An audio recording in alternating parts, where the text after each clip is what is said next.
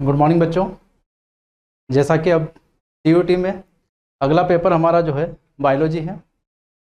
Biology का अगर trend देखें इस बार सीयूटी का, तो बायोलॉजी के ट्रेंड में सीयूटी ने इस बार क्वेश्चन पेपर जो था वो थोड़ा लेंथी बनाया। इससे बच्चों को सीक्वेंसिंग में थोड़ी समस्याएं आई, सीक्वेंसिंग में टाइम कंज्यूम ज़्यादा हुआ। बस यही सिर्फ, बाकी जो पेपर था वो लेवल जो लास्ट ईयर 2 सालों से जो सीयूटी ने पेपर पूछा है वैसे ही पेपर था। पूरा एनसीईआरटी बेस्ड पेपर था हमारा सीयूटी का। तो आइए अब देखते हैं इसके क्वेश्चंस के सॉल्यूशंस। चलो सबसे पहला अगर हम देखें यहाँ पर सॉल्यूशन में,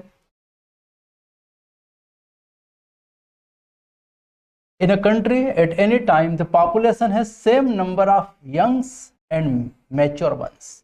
मतलब यंग्स और मैच्योर वंस सेम है यहाँ पर। इसका मतलब यहाँ पर रिप्रोडक्टिव और प्री रिप्रोडक्टिव दोनों क्या है, सेम। और अगर दोनों सेम है तो यहाँ पर जो हमारा ग्राफ आएगा वो कैसा आएगा, स्टेबल। तो यहाँ की जो पॉपुलेशन आएगी वो क्या आएगी, स्टेबल। तो करेक्ट आंसर क्या आएगा, स्टेबल। चलो अगले क्वेश्चन पे चलें। टू क्लोजली रिलेटेड स्पीसीज, ये गॉसे का प्रिंसिपल्स है, Gause's competitive exclusive principles. Two closely related species को exist indefinitely and violate the Gause's competitive exclusive principle. तो क्लोजली रिलेटेड स्पीसीज है जो कि सेम रिसोर्सेज के लिए अगर कंपटीशन करती है तो उसमें से इन्फीरियर हट जाती है और सुपीरियर ही बनी रहती है, इन्फीरियर हट जाएगी। लेकिन यहाँ इन्होंने ये नहीं पूछा, इन्होंने पूछा को exist and violet, Gauss's competition को हटाती है। इसका मतलब यह है कि गॉसेस कंपटीशन को हटाने के लिए उनको करना पड़ेगा रिसोर्सेज पार्टीशंस। वो अगर देख ले कि खाने का फूड हैबिट चेंज कर दे कि इस समय ये खाएंगी और इस समय ये खाएगा, ये खाना ये खाएगी स्पीसीज और ये खाना ये स्पीसीज खाएंगी, इसका मतलब फूड पार्टनिंग होना सबसे करेक्ट आंसर यहाँ। तो सेकंड आंसर करेक्ट आता है। नेक्स्ट क्वेश्चन की तरफ अगर हम चले यहाँ से, the process of mineralization by micro organism helps in the release of. Mineralization की प्रोसेस में जो ह्यूमस है, इस ह्यूमस पर कुछ माइक्रो ऑर्गेनिज्म एक्शन करते हैं और इसको कन्वर्ट कर देते हैं इनऑर्गेनिक न्यूट्रिएंट्स। इसमें कन्वर्ट करेंगे inorganic nutrients from the humus. तो करेक्ट आंसर निकल के आता है यहाँ पर inorganic nutrients from the humus.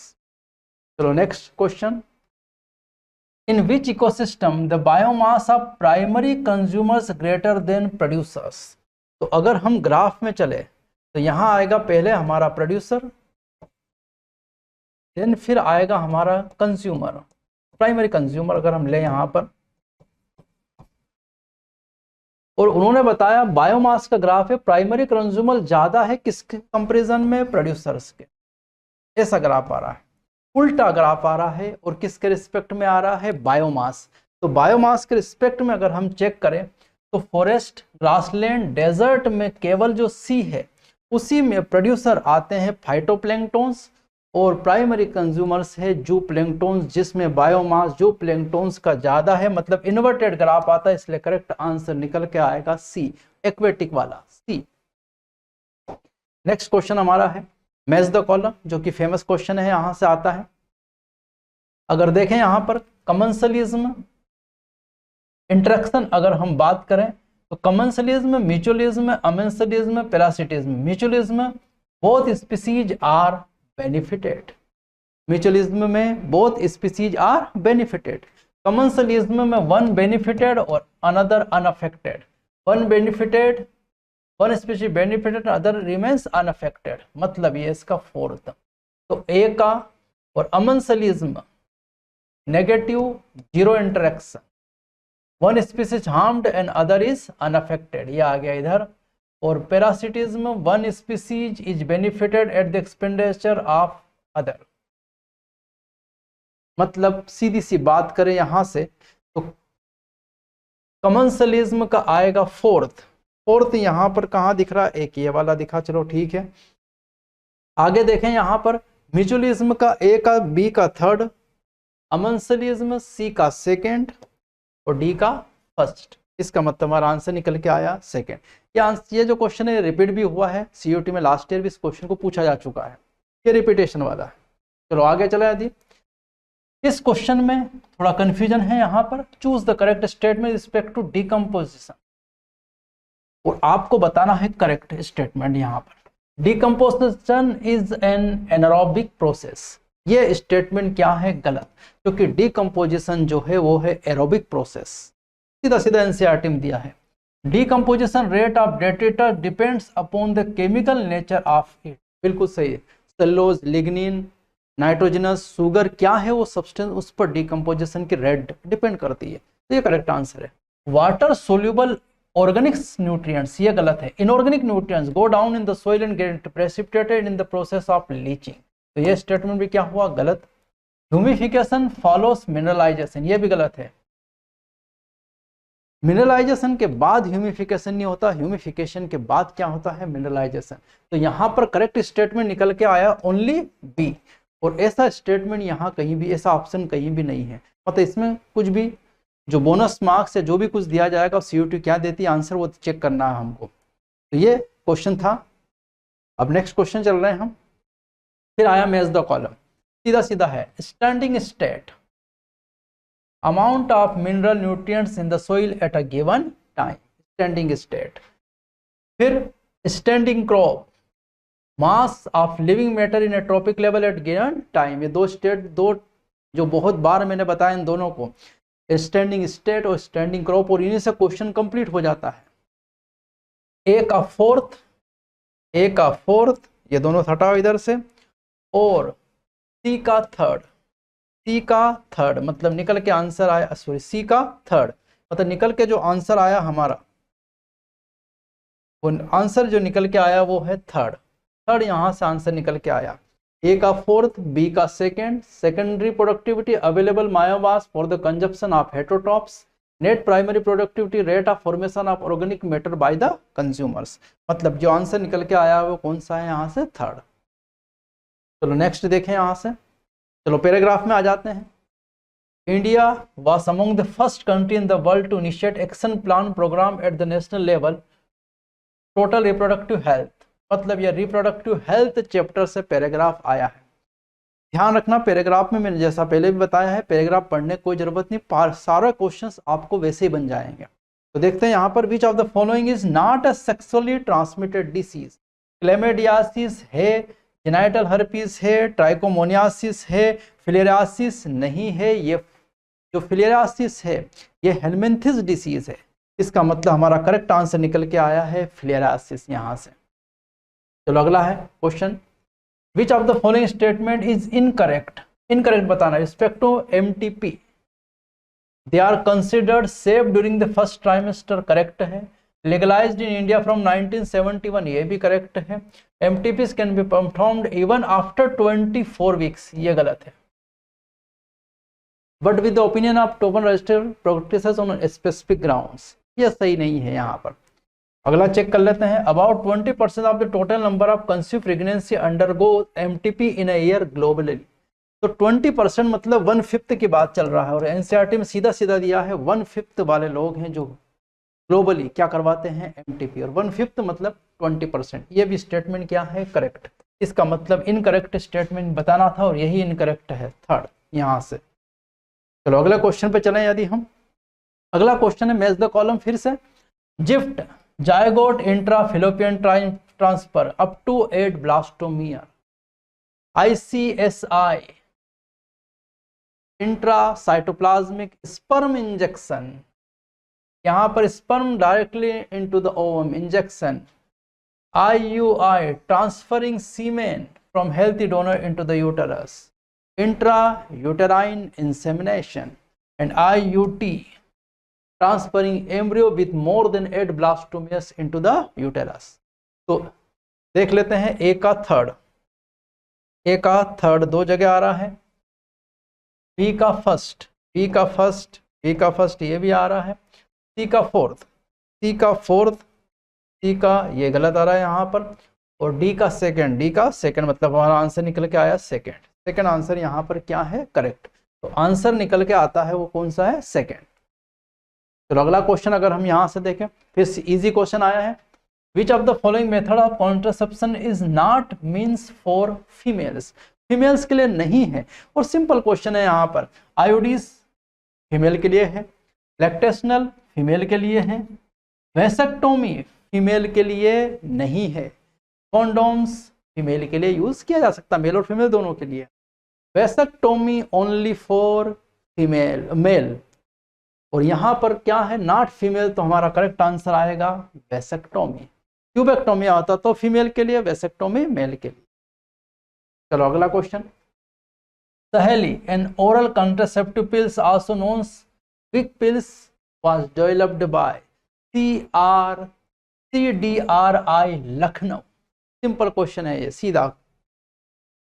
चलो अगला फिर पैराग्राफ में अगर हम बात करें यहाँ से, तो वही बायोलॉजिकल कम्युनिटी से पैराग्राफ दिया है, बायोडाइवर्सिटी से पैराग्राफ दिया है। ये सीधा आपको क्वेश्चन देख के ही जवाब देना है, पैराग्राफ पढ़ने में टाइम वेस्ट करना ही नहीं बिल्कुल भी।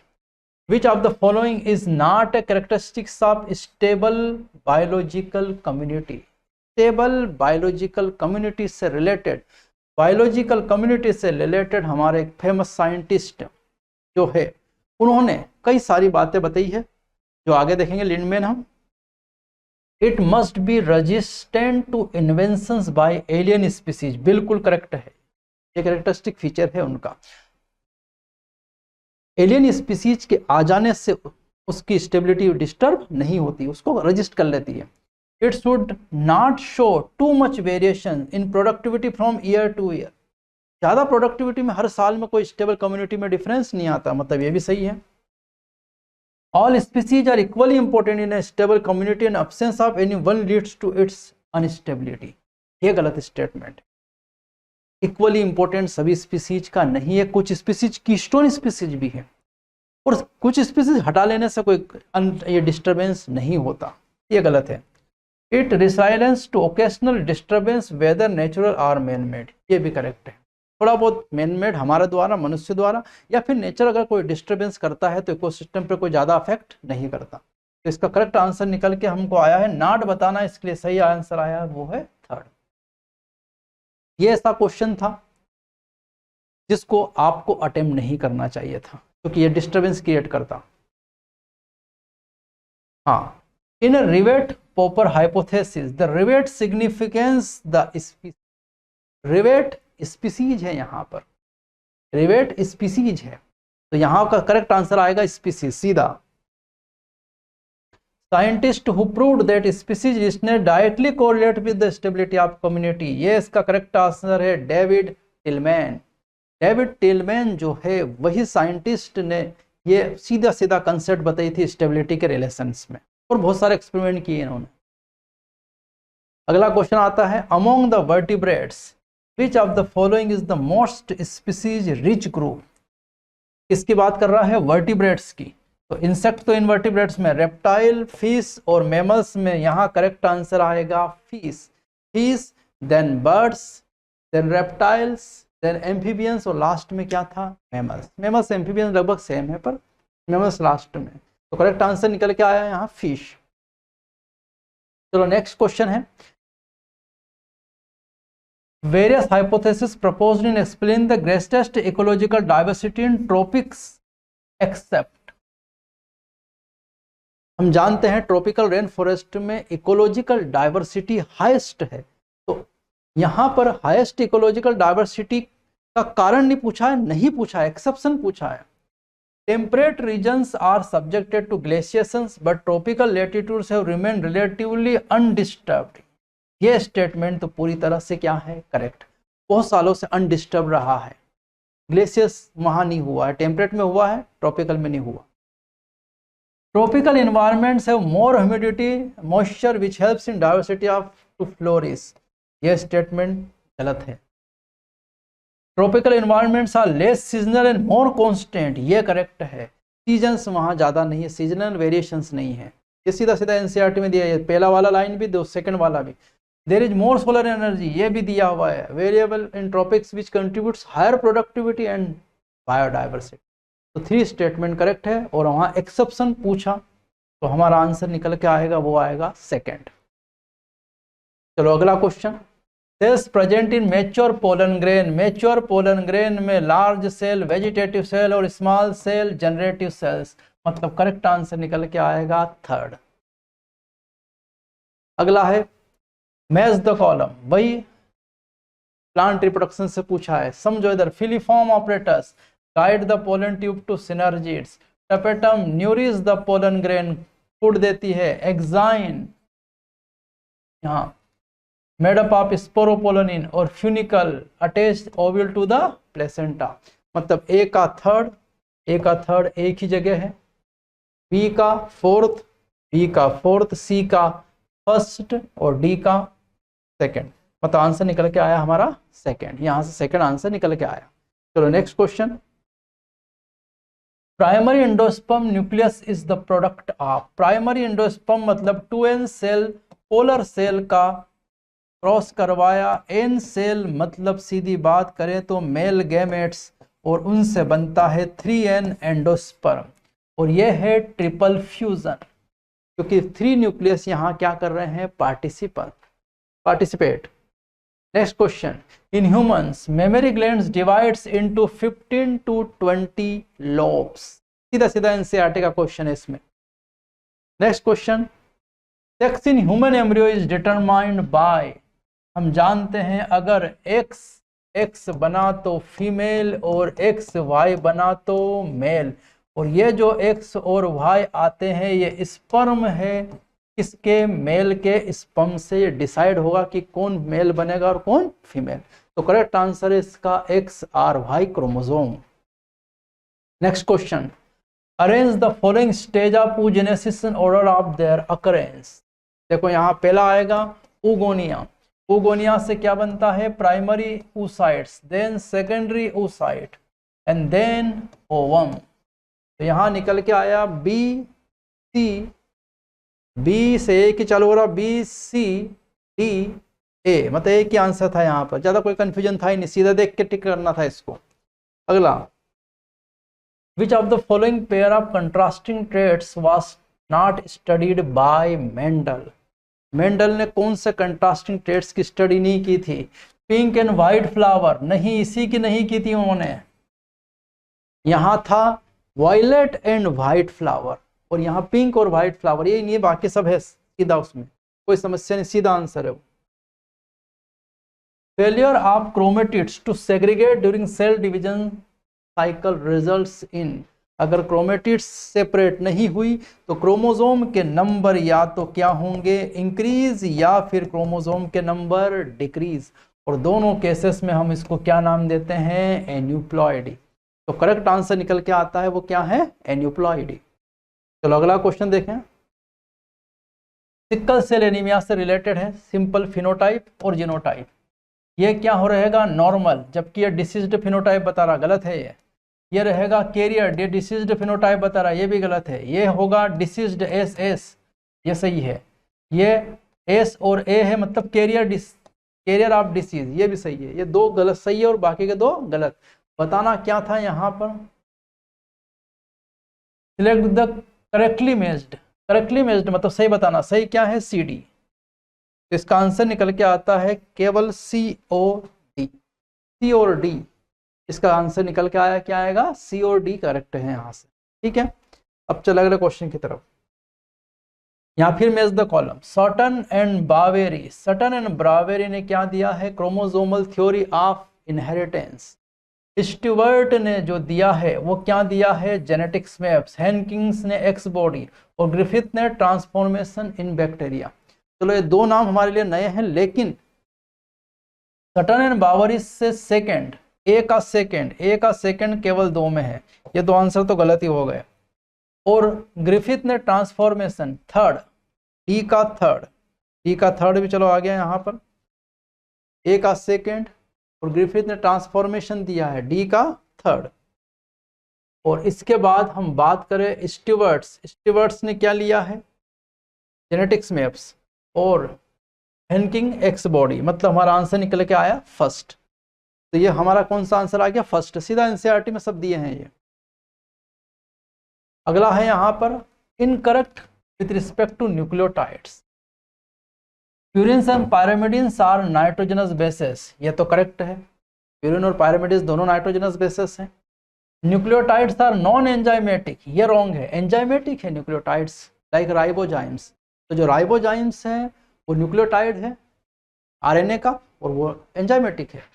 Phosphate group is linked OH 5' end of A nucleoside through phosphodiester linkage, ये भी करेक्ट है, सीधा सीधा है ये। और in RNA every nucleotide resides in additional OH group present at 2 position in the ribose, ये भी स्टेटमेंट क्या है, correct. Thymine is an example of pyrimidines, ये भी क्या है, करेक्ट। तो यहाँ इनकरेक्ट निकल के आया केवल कौन, B option, only B option. और ऐसा ऑप्शन यहाँ पर कुछ दिया नहीं है, यहाँ बी के साथ कुछ ना कुछ उन्होंने दिया है, इसलिए इसमें भी कंफ्यूजन है। ये भी एक बोनस वाला क्वेश्चन हो गया है 28। ये ऐसा क्वेश्चन था जिसको आपको अटेम्प्ट नहीं करना था क्योंकि आंसर करेक्ट कोई सा नहीं है। Arrange the given steps of DNA fingerprinting in the sequence from initiation to and.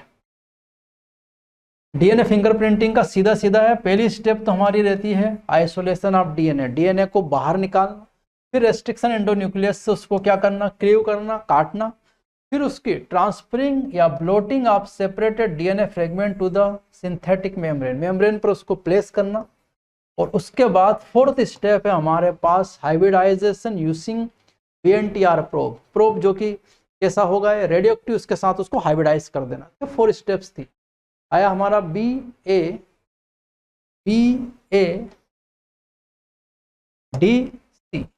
एक ही ऑप्शन है यहाँ BA शुरुआत से, तो सीधे आंसर था BA DC।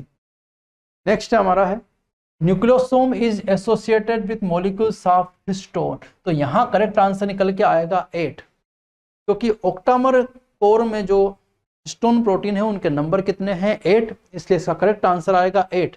हाँ, H1 को शामिल नहीं करना, H1 जो हिस्टोन प्रोटीन है वो लिंकर है, दो न्यूक्लियोसोम्स को आपस में क्या करता है, लिंक, तो उसको यहाँ शामिल नहीं करना। टोटल आएगा आंसर इसका 8, करेक्ट आंसर।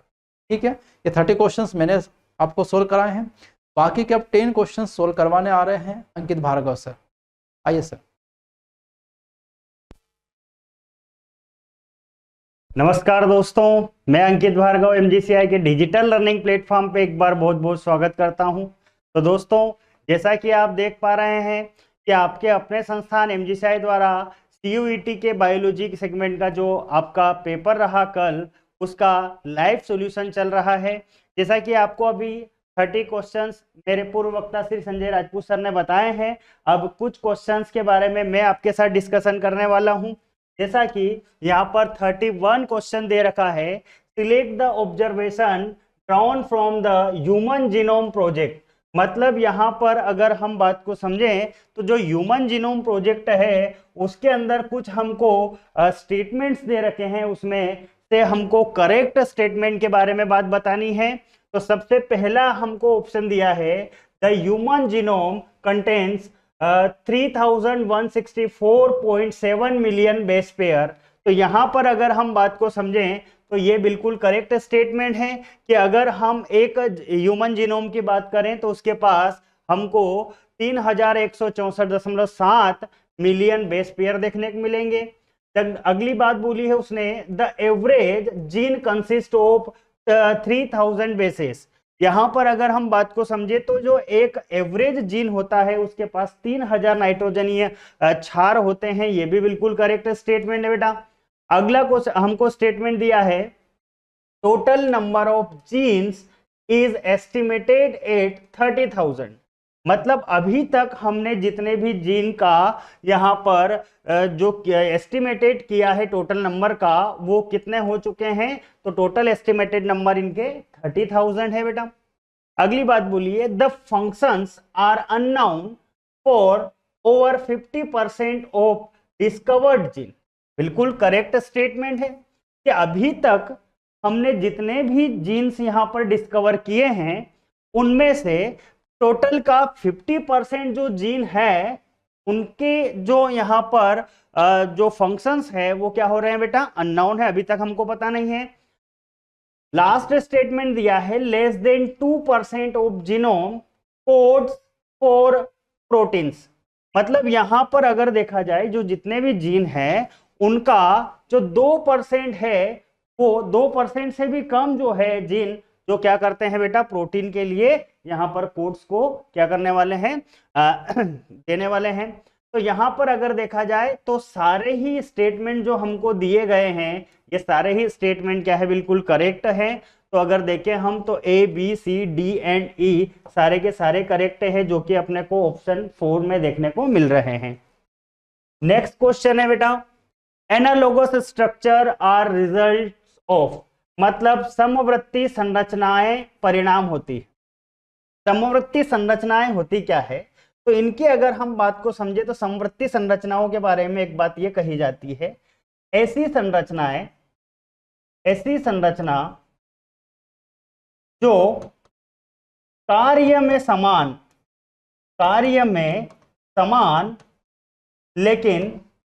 लेकिन उत्पत्ति में पृथक हो। मतलब यहां पर हम ये बोल रहे हैं similar in function but dissimilar in origin. ऐसी जो संरचनाएं हैं उनको हम बोलते हैं समवर्ती संरचनाएं या एनालोगस स्ट्रक्चर्स। और एनालोगस जो स्ट्रक्चर्स होते हैं उनका रिजल्ट हमेशा कन्वर्जेंट इवोल्यूशन या फिर अभिसारी विकास का ये क्या होते हैं बेटा, उदाहरण होते हैं। अगला क्वेश्चन देखें हम अगर, तो हमें यहां पर कहा गया है निम्नलिखित में से कौन सा हार्डी-वेनबर्ग साम्यता को प्रभावित नहीं करता। तो यहां पर सबसे पहले हार्डी-वेनबर्ग जो साम्यता है उसको प्रभावित करने वाले कारकों की अगर हम बात करें बेटा, तो हमारी एनसीईआरटी में मेंशन किए हैं 5 प्रभावित करने वाले कारक। सबसे पहला कारक हमको दे रखा है एनसीईआरटी ने जीन पलायन। दूसरा हमको यहाँ पर जो कारक दे रखा है वो दे रखा है अनुवांशिक विचलन। तीसरा हमको दे रखा है बेटा अनुवांशिक पुनर्योजन।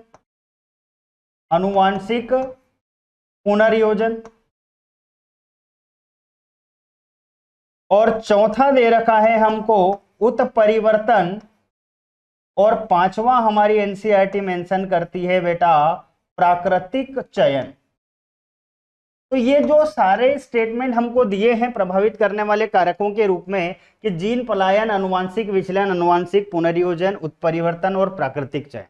तो यहां पर अगर देखें तो प्राकृतिक चयन है, अनुवांशिक विचलन है, जीन पलायन है। जब ये 3 लोग प्रभावित कर रहे हैं तो जरूर ये जो हमको एक ऑप्शन दे रखा है थर्ड वाला, ये कभी भी यहां पर हार्डी-वेनबर्ग साम्यता को प्रभावित नहीं करने वाला कारक है।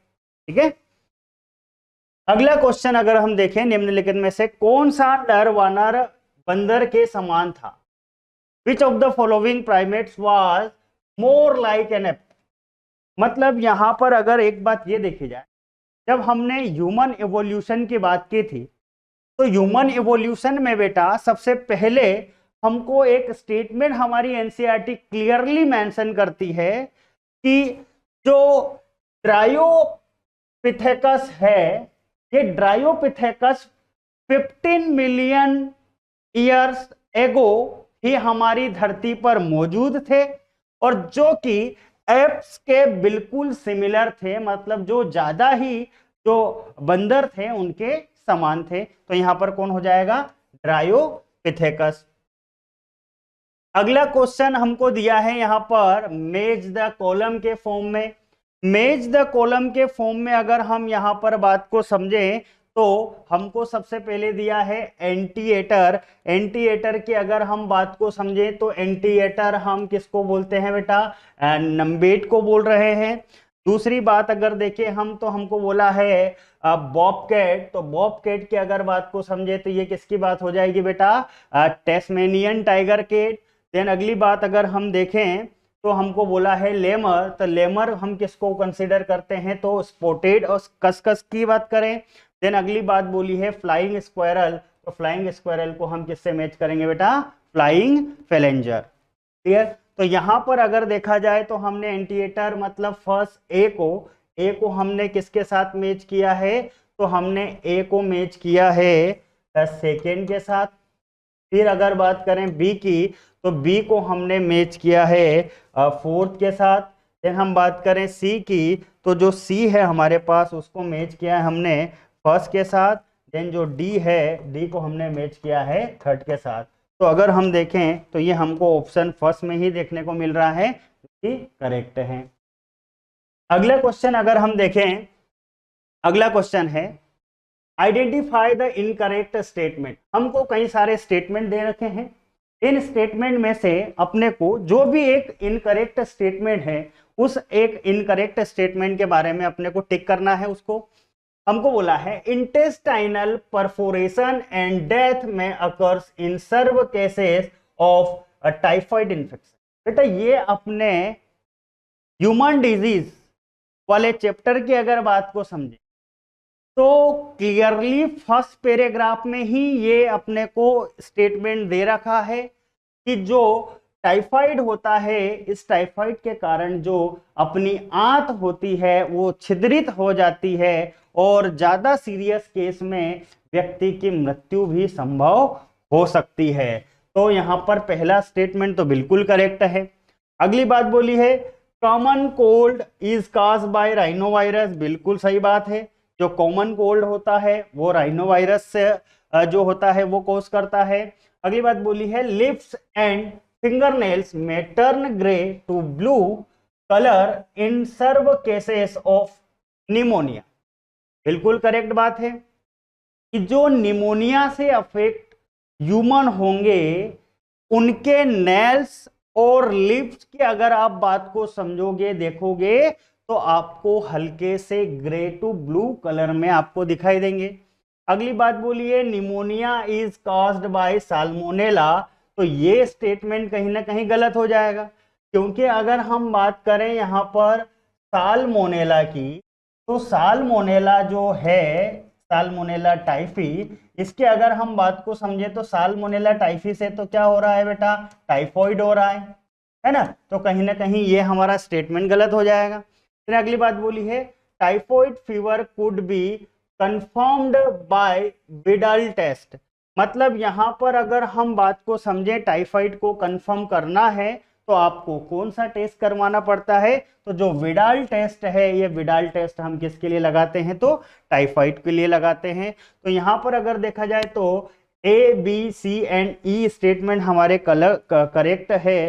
तो अगर हम यहाँ पर बात को समझें तो हमको उसने पूछा क्या है इनकरेक्ट, तो इनकरेक्ट यहाँ पर क्या हो जाएगा ओनली डी, क्योंकि यहाँ पर इन्होंने बोला है कि साल्मोनेला जो है ये निमोनिया कॉज करता है, इसलिए ये क्या हो जाएगा हमारा इनकरेक्ट। अगला यहाँ पर हमको एक मैच द कॉलम दिया है, इसमें हमको कुछ बैरियर्स दिए हैं और उनके यहाँ पर एग्जांपल्स दिए हैं। तो यहाँ पर अगर हम बात को समझें तो सबसे पहले हमको दिया है साइटोकाइनिन बैरियर्स। तो साइटोकाइनिन बैरियर्स जो है बेटा जिनको हम इंटरफेरॉन्स कहते हैं, क्या कह दिया है इंटरफेरॉन्स। फिर अगली बात बोलिए फिजिकल बैरियर्स, तो फिजिकल बैरियर्स को हम म्यूकस कोटिंग से यहाँ पर डिनोट करेंगे। देन बोला है सेल्यूलर बैरियर्स, सेल्यूलर बैरियर्स को हम किसको कंसिडर करने वाले हैं फेगोसाइट्स को। देन फिजियोलॉजिकल बैरियर्स की अगर बात करें तो फिजियोलॉजिकल बैरियर्स में किसको कंसिडर किया जाएगा तो टीयर्स फ्रॉम आईज। अब यहाँ पर अगर हम बात को समझें तो हमने ए को क्या किया है बेटा फोर्थ, ए का फोर्थ। देन जो बी है, बी की अगर बात को समझे तो बी का फर्स्ट लिया है। देन सी की बात करें सी का थर्ड। देन डी की अगर बात की हमने तो डी को किससे मैच किया है हमने, तो डी को मैच किया है हमने सेकंड से। तो four first third and second अगर देखा जाए तो four first third and second हमारा जो फोर्थ ऑप्शन है ये हमारा करेक्ट। अगला क्वेश्चन अगर हम देखें, हमको बोला है स्मेक इज केमिकली। अगर स्मेक की अगर बात करें तो स्मेक केमिकली क्या होता है, तो सीधी सी बात है स्मेक क्या होता है बेटा डाई एसिटाइल मॉर्फिन होता है। क्लियर। अगला क्वेश्चन अगर देखें हम तो बोला है antibodies are secreted by. Antibodies जो होती है बेटा हमेशा बी सेल्स जो होती है वो सिक्रेट करती है। जबकि टी सेल्स की अगर हम बात को समझे तो आपको पता ही है लिम्फोसाइट सिक्रेट करती है बेटा, ये क्लियर। अल्फा सेल्स की अगर बात करें तो ये ग्लूकोगॉन सिक्रेट करने वाली है। बीटा सेल्स की बात करें तो इंसुलिन, है ना। तो इस तरीके से अगर हम बात को समझें तो हमने यहाँ पर एंटीबॉडीज की बात की है, तो एंटीबॉडीज कौन करने वाली है, तो बीटा सेल्स, क्लियर। अगला क्वेश्चन अगर देखा जाए तो हमें बोला गया है वाहित मल उपचार में उर्णक, उर्णक मतलब फ्लोक्स, फ्लोक्स की अगर बात को समझे ना बेटा, तो फ्लोक्स का मतलब ही क्या होता है, तो फ्लोक्स का मतलब अगर देखा जाए तो फ्लोक्स का मतलब ही होता है बेटा मॉस ऑफ बैक्टीरिया। क्या होता है, मॉस ऑफ बैक्टीरिया। अब यहां पर अगर हम बात को समझें तो हमें मॉस ऑफ बैक्टीरिया कहां पर दिखाई दे रहा है, थर्ड ऑप्शन में mass of bacteria associated with fungal filaments, जो हमारा ऑप्शन 3 होगा ये बिल्कुल करेक्ट होगा, क्लियर। तो राजपूत सर के बाद कुछ क्वेश्चंस मैंने डिस्कशन किए हैं आपके साथ, अब कुछ क्वेश्चंस आपके साथ डिस्कशन करने वाले हैं देवेंद्र चौहान सर। बिल्कुल देवेंद्र चौहान सर, आपका स्वागत है, आइए। हेलो एवरीवन, सभी को जय हिंद। बेटा मैं उम्मीद करता हूं कि आप लोगों का जो यहाँ पे सीयूईटी का केमिस्ट्री और बायोलॉजी का यहाँ पे पेपर सॉल्यूशन चल रहा है, इसमें आप लोगों के मैक्सिमम क्वेश्चंस सही होंगे, ठीक है। अब बायोलॉजी के सेगमेंट की अगर बात करें तो स्टार्टिंग के मैक्सिमम 30 क्वेश्चंस आपके डियर संजय राजपूत सर ने आपके साथ डिस्कस किए, फिर उसके साथ में हमारे अंकित भार्गव सर थे। अब आखिरी के जो 10 क्वेश्चन है वो मैं आप लोगों के साथ में डिस्कस करूंगा। So let's start the solution, ठीक है बेटा। जो हमारा 41st क्वेश्चन है वो हमारे माइक्रोब्स एंड ह्यूमन वेलफेयर वाले चैप्टर में से आया है। इसमें हम लोगों को देखा गया है कि हम लोग कौन से प्रोडक्ट्स ऑब्टेन करते हैं किन ऑर्गेनिजम्स। एक मैच द कॉलम हम लोगों को मैच करना है, ठीक है। तो देखा जाए सबसे पहले स्टैटिन जो है वो हम लोगों को मोनेस्कस से मिलता है, मतलब ए वाला जो है, ए का सही आंसर हो गया हमारा थर्ड वन, ठीक है। फिर क्लॉट बस्टर जो कि हम लोग नॉर्मली हार्ट पेशेंट्स के लिए यूज करते हैं, वो हो जाएगा हमारा स्ट्रेप्टोकोकस, मतलब क्लॉट बस्टर्स के लिए हम लोग कौन सा माइक्रोब यूज करते हैं, स्ट्रेप्टोकोकस, ठीक है। फिर स्विस चीज है ना, इसके लिए हम लोग यूज करते हैं प्रोपोइनी बैक्टीरियम, स्विस चीज के लिए हम लोग यूज करते हैं सर प्रोपोइनी बैक्टीरियम, तो सी का सही आंसर है हमारा फोर्थ वाला, ठीक है। अगर हम लोग देखें साइक्लोस्पोरिन ए, तो फाइनली जो हमारा बचा ट्राइकोडर्मा, जिसको हम लोग साइक्लोस्पोरिन ए के आइसोलेशन के लिए यूज करते हैं, ठीक है। तो फोर्थ ऑप्शन का हमारा सही आंसर क्या हो जाएगा बेटा, सेकंड वाला, ठीक है। तो अगर हम लोग देखें तो third, first, fourth and second, ठीक है, third, first, fourth and second, तो हमारा सही आंसर क्या हो जाएगा, आंसर सेकंड, ठीक है। नेक्स्ट क्वेश्चन देखते हैं। The beetle used as a bio control agent, यहाँ पे हम लोग कौन से बीटल को बायो कंट्रोल एजेंट के लिए यूज करते हैं, किसके लिए, एम्फिड्स और मस्कीटोज के लिए, ठीक है। तो हम लोगों ने ये चीज देखी है कि लेडी बर्ड जो है वो हम लोग इस काम के लिए यूज करते हैं, ठीक है। लेडी बर्ड का इसके लिए एक बहुत अच्छा एप्लीकेशन। नेक्स्ट अगर देखा जाए तो अगला क्वेश्चन हमारा है बायोटेक्नोलॉजी से, ठीक है। बायोटेक्नोलॉजी में हम लोगों ने रिकॉम्बिनेंट डीएनए टेक्नोलॉजी पढ़ी है, आरडीटी पढ़ी है। आरडीटी की जो फाइनल स्टेप है डाउनस्ट्रीम प्रोसेसिंग होती है, तो डाउनस्ट्रीम प्रोसेसिंग से हम लोगों के क्वेश्चन है कि डाउनस्ट्रीम प्रोसेसिंग में हम लोग क्या करते हैं। तो बेटा देखो, डाउनस्ट्रीम प्रोसेसिंग में हम लोग जनरली सेपरेशन और प्यूरिफिकेशन करते हैं, ठीक है, और फिर उसके बाद में मार्केट सेलिंग होती है उस प्रोडक्ट की। तो अगर हम लोग हमारे ऑप्शंस में देखें तो प्यूरिफिकेशन तो आ रहा है सर, बट सेपरेशन नहीं आ रहा है, ठीक है। तो हमारा सही आंसर क्या हो जाएगा, आंसर फोर्थ, प्यूरिफिकेशन। चलिए नेक्स्ट सवाल की तरफ चलते हैं। Which of the following is not correctly matched pair of the organism in its respective cell wall degrading enzyme? अच्छा, हम लोग जब रिकॉम्बिनेंट डीएनए टेक्नोलॉजी यूज करते हैं, ठीक है, तो हम लोग सबसे पहले क्या करते हैं कि अगर हम लोगों को जिस बैक्टीरिया के अंदर या फिर जिस ऑर्गेनिज्म के अंदर हमको इंसर्ट करना है हमारा जीन या फिर आइसोलेट करना है, तो हम लोग सबसे पहले उसकी सेल वॉल को डिग्रेड करते हैं। इस सेल वॉल डिग्रेडेशन के लिए हम लोग कुछ एंजाइम्स यूज करते हैं बेटा, उन एंजाइम्स को हम लोग क्या बोलते हैं, लाइजिंग एंजाइम्स। कौन सा एंजाइम्स बोलते हैं, लाइजिंग एंजाइम्स। अब हम सभी ने ये चीज देखी है कि लाइजिंग एंजाइम कौन सा यूज करना है, ये डिपेंड करता है कि क्या तोड़ना है तुमको। जैसे कि अगर देखो फंगस है, फंगस की सेल वॉल बनी होती है काइटिन की, तो उसके लिए हम लोग यूज करते हैं chitinase enzyme, okay. Plant cell की बात करें तो प्लांट सेल की सेल वॉल बनी होती है सेल्यूलोज की, तो उसके लिए हम लोग यूज करते हैं cellulase. In the same way bacteria की सेल वॉल के ब्रेकडाउन के लिए हम लोग यूज करते हैं लाइजोजाइम, पर एल्गेस के लिए हम लोग मिथाइलेज यूज नहीं करते हैं सर, ठीक है। तो हमारा जो इनकरेक्ट पेयर है वो क्या है, algae and methylase enzyme. So the right answer is second. चलिए next question. Arrange the following steps involved in transformation of bacterium in a sequence from initiation to end. जब बैक्टीरिया के transformation हम लोग करते हैं तो उसके लिए हम लोगों को एक सीरीज ऑफ प्रोसेस से गुजरना पड़ता है। तो अगर हम लोग बात करें उसकी सीरीज का सिस्टमैटिक ऑर्डर क्या होता है, सबसे पहले option number B, treatment with divalent cation. सबसे पहले क्या आ जाएगा बेटा, हम लोगों को उसको डाइवेलेंट कैटायन से ट्रीट करना पड़ेगा। फिर डाइवेलेंट कैटायन से ट्रीट करने के बाद में उसको इंक्यूबेट करो आप रिकॉम्बिनेंट डीएनए के साथ। किसको? बैक्टीरिया को। क्योंकि बी के बाद में क्या आ जाएगा सर हमारा बी के बाद ए आ जाएगा। फिर उसके बाद में हम लोग देते हैं उसको हीट शॉक ट्रीटमेंट। के बाद में हम लोग क्या देते हैं उसको? हीट शॉक ट्रीटमेंट, मतलब अचानक से उसका टेम्परेचर बदल दो, ठीक है ना, हीट शॉक ट्रीटमेंट, ठीक है। तो बी के बाद ए के बाद फिर हमारा आ जाएगा सर सी। फिर उसके बाद में हम लोग क्या करते हैं, उसको वापस से हम लोग आइस में रख देते हैं। वापस हम लोग उसको कहां रख देते हैं? आइस में, मतलब 2 बार आइस में रख रहे हैं, ठीक है। हीट शॉक के बाद में वापस हम लोग उसको आइस में रखेंगे तो ऑप्शन नंबर ई। फिर फाइनली कौन बच जाता है सर? ऑप्शन डी, ठीक है। तो अगर हम लोग देखें बी ए सी ई डी, ठीक है, तो क्या आ रहा है हमारा? बी ए सी ई डी, ठीक है। तो option number 2 is the right answer. चलिए नेक्स्ट पे चलते हैं। विच of the following statements is incorrect. अब हम लोगों को देखना है कि इन यहां जो 4 स्टेटमेंट्स दिए इनमें से कौन सा गलत है, ठीक है। अगर हम लोग देखें first option, fragments of DNA can be separated by ELISA. अरे यार, अगर एलाइजा से सेपरेट करेंगे तो जेल इलेक्ट्रोफोरेसिस क्या करेगा, ठीक है। तो ये आंसर क्या हो जाएगा बेटा? गलत, ठीक है। तो एक ऑप्शन तो हमारा क्या हो गया कि सर ये तो गलत है ही सही।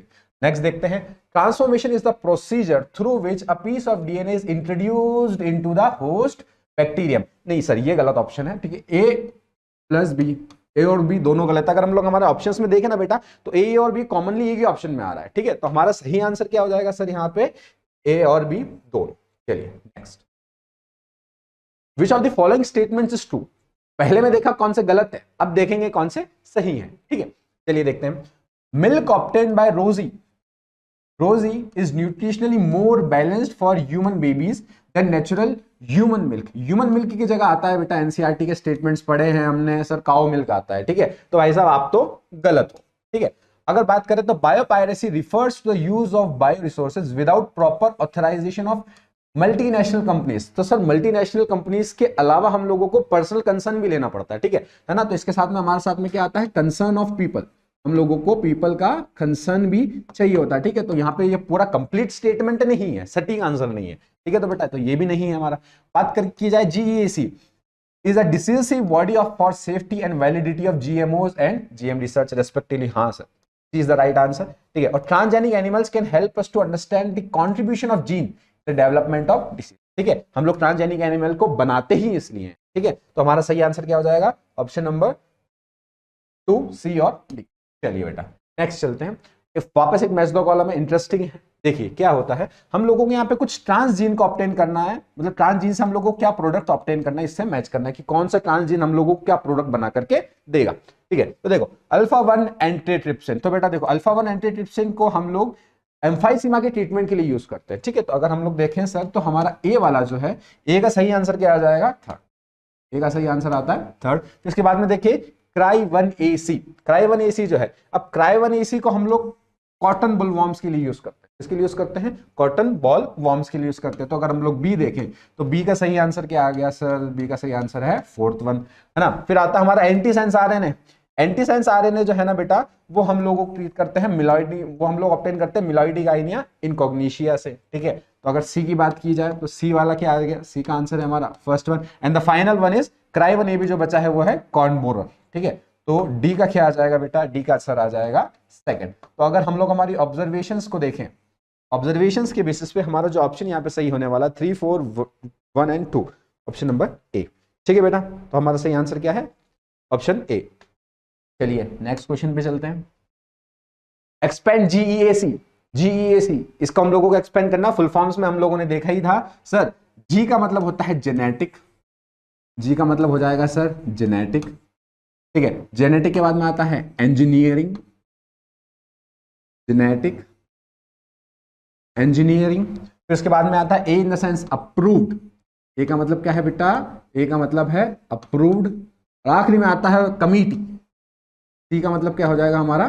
कमिटी। सी का मतलब हो गया हमारा कमिटी, ठीक है। तो हमारा GEAC का जो फुल फॉर्म है वो क्या है? Genetic engineering approval committee. Option 4th is the right answer. Next question, second last.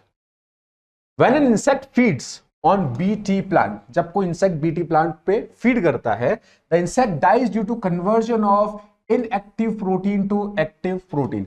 देखिए बेटा, हम लोगों ने माइक्रो मतलब हमारे बायोटेक के एप्लीकेशंस में देखा था कि सर एक प्लांट है, कॉटन कपास का पौधा है, उसको एक पर्टिकुलर स्पीशीज इंसेक्ट की वो बहुत ज्यादा खा रही है, उसकी वजह से क्या है वो प्लांट डैमेज हो रहा है ना, हम लोगों को प्रॉपर उसकी खपत नहीं मिल पा रही है। तो उसके लिए एक साइंटिस्ट ने क्या बोला कि भाई साहब देखो, एक बैक्टीरिया बेसिलस थायरनजेनेसिस, उसकी एक जीन को जिसको हम लोग क्राई जीन बोलते हैं, उसको तुम निकालो और कहां डाल दो, प्लांट में डाल दो, ठीक है। तो अब जब इंसेक्ट आएगा, पौधा खाएगा, पौधा खा लेने के बाद में जब उसकी बॉडी के अंदर उसके गट रीजन में जाएगा, तो गट रीजन का जो अल्कलाइन मीडियम है, alkaline medium in the sense ये यहाँ पे जो हमारा ऑप्शन सही है ना, ये अल्कलाइन पीएच ऑफ गट, ये क्या करेगा, इसके प्रेजेंस में जो एंटी टॉक्सिन मतलब जो टॉक्सिन है वो प्लांट में तो इनएक्टिव था, पर जैसे ही उसको अल्कलाइन मीडियम मिला क्या हो गया सर, एक्टिव हो गया, तब वो उसकी बैंड बजा देगा, ठीक है। तो उसकी वजह से इंसेक्ट खत्म हो जाएगा। तो हमारा सही आंसर क्या है बेटा, अल्कलाइन पीएच ऑफ गट, कि सर बीटी प्लांट का जो टॉक्सिन है वो इंसेक्ट के गट रीजन में जाकर के क्या हो जाता है, एक्टिव हो जाता है।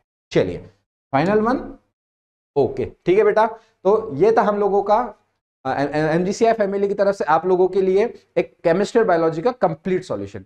हम उम्मीद करते हैं कि आप लोगों के मैक्सिमम आंसर्स, मैक्सिमम क्वेश्चंस यहां से सही टिके हुए होंगे, है ना। आप लोगों के जो नेक्स्ट पेपर्स होंगे उनका सॉल्यूशन हम लोग बाय टाइम बहुत सही तरीके से, सिस्टमैटिकली, बहुत डिटेल्ड तरीके से आप लोगों के लिए लाते रहेंगे।